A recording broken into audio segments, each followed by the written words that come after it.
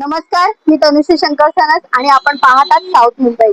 मी सध्या उभी आहे मंत्रालयात. मंत्रालय हे महाराष्ट्र शासनाचं प्रशासकीय केंद्र आहे, जिथे राज्याच्या हिताचे निर्णय घेतले जातात. इथूनच सरकारच्या योजना, धोरण आणि विकासाचा कारभार चालवला जातो. तर हा आहे मंत्रालयाचा 6वा मजला, जिथे राज्याच्या हिताचे निर्णय घेतले जातात. राज्याचे प्रमुख, मुख्यमंत्री, उपमुख्यमंत्री बसतात. हा मजला नेहमीच केंद्रीय स्थानी मानला जातो. तुम्ही पाहू शकता की माझ्या समोरच वरच्या मजल्यावर मुख्यमंत्री देवेंद्र फडणवीस यांचे कार्यालय आहे.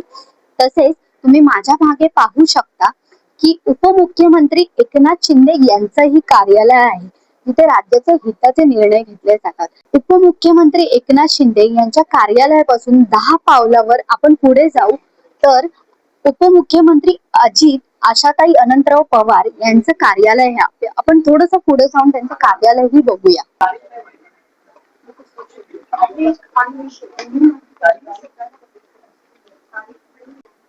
तुम्ही पाहू शकता दिवंगत नेते अजितदादा आशाताई अनंतराव पवार यांचं हे कार्यालय आहे, जिथे राष्ट्रवादी काँग्रेस पक्षाचं आणि उपमुख्यमंत्री अजित पवार यांचं कार्यालय आहे. मात्र आज इथे एक वेगळंच चित्र पाहायला मिळते. नेहमी कार्यकर्त्यांची आणि नेत्यांची गजबजलेलं असणारं हे कार्यालय आज पूर्णपणे सुमसाम आहे. या वातावरणात मोठा बदल जाणवतोय. कार्यकर्त्यांची वर्दळ कमी झालेली आहे.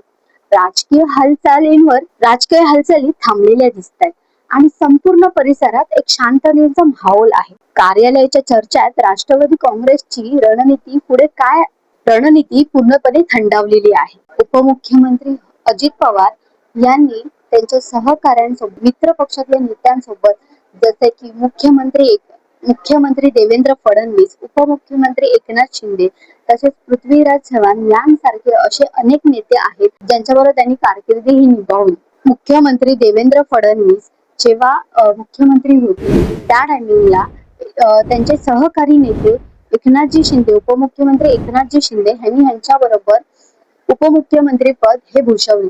आज मंत्रालयात शांतता आहे. तुम्ही पाहू शकता पूर्ण वेळ शांतता आणि शांतताच दिसत आहे. जिथे कार्यकर्त्यांची धावपळ आणि वर्दळ दिसायची, आज तिथे शांतता दिसते. पण या शांततेत अनेक राजकीय प्रश्न दडलेले आहेत. वेळेचं भान ठेवणारा, वेळेवर काम करणारा आणि वेळेवर पोहोचणारा नेता म्हणजे अजितदादा पवार.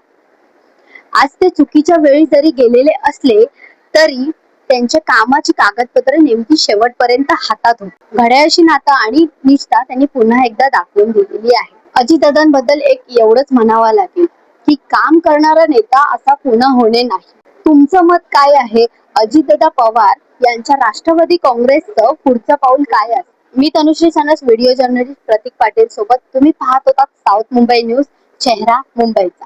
साऊथ मुंबई विभागातील घडामोडी जाणून घेण्यासाठी साऊथ मुंबई न्यूज चॅनलला लाईक, फॉलो, शेअर आणि सबस्क्राईब करा आणि बेल आयकॉनवर क्लिक करून ऑल करायला विसरू नका.